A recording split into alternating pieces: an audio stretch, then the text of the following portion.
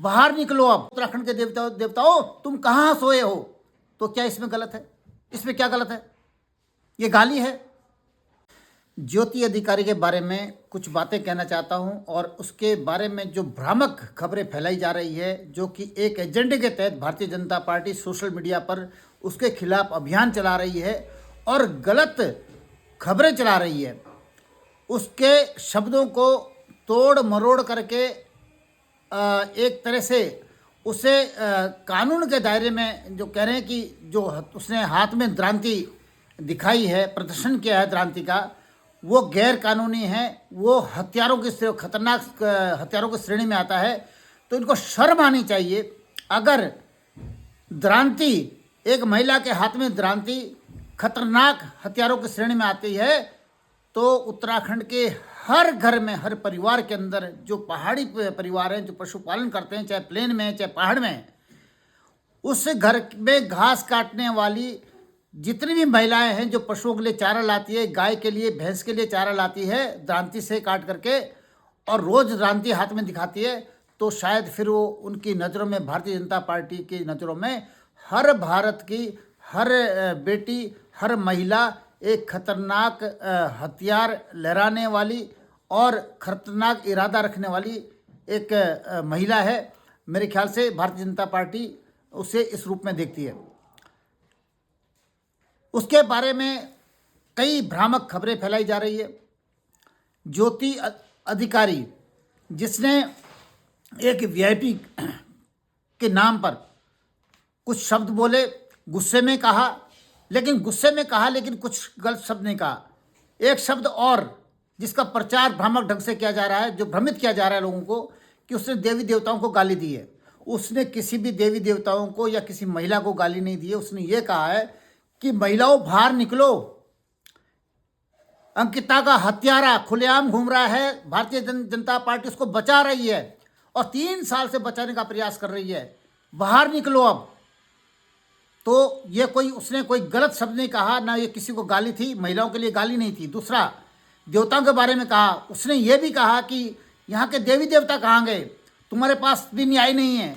एक उसने जो भावना में बह करके, जो भावना में उसके अंदर जो गुस्सा था, जो एक भावना उसकी बह रही थी, उस भावना में आकर के कोई भी ये कह सकता है कि हे ईश्वर तू कहाँ है। ऐसे महापापियों को भी तू जिंदा रखता है और इन्हीं को फलने फूलने के लिए जो है तू इनको उसके ऊपर आशीर्वाद बनाए हुए है, जो कि इतने बड़े पापी है। अंकिता जैसी बेटी की हत्या करने वाले हत्यारा खुलेआम घूम रहा है और सरकार उसके खिलाफ आवाज़ उठाने वालों को ही जेल में डाल रही है, उनके ऊपर अत्याचार कर रही है। जो भी कोई सोशल मीडिया पर लिखता है उसको जेल में डाल रहा है।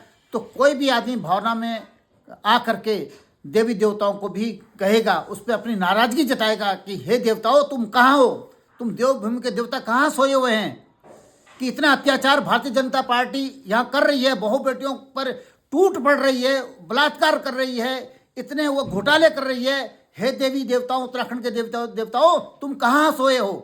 तो क्या इसमें गलत है? इसमें क्या गलत है? ये गाली है। अगर महिलाओं को यह कहा जाए कि हे महिलाओं, एक बेटी की, हमारे बीच की एक बेटी को एक भारतीय जनता पार्टी के वीआईपी ने मार डाला है, अपनी हवस का शिकार बनाया है, तुम घर में सोई हो, क्या कर रहे हो, तुम्हारे रगों में खून नहीं है।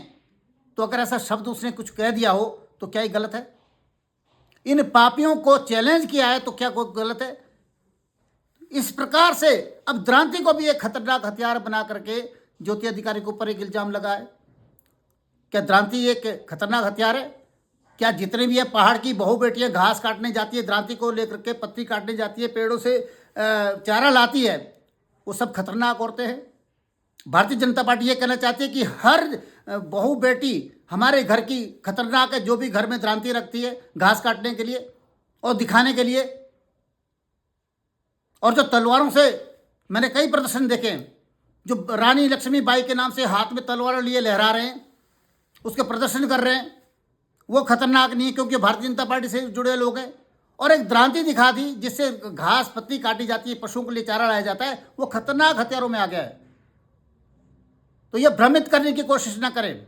आप सत्ता का दुरुपयोग कर रहे हैं, ये बात अलग है, हम झेल रहे हो, झेलेंगे। और जितना आप जनता को दबाने की कोशिश करेंगे, जितना प्रहार करेंगे उतना प्रतिकार और बढ़ेगा। यह मैं चैलेंज के साथ कह रहा हूं। आप किसी भी क्रांतिकारी की आवाज़ नहीं दबा सकते। क्रांतिकारी को दबाओगे तो 100 क्रांतिकारी और खड़े होंगे।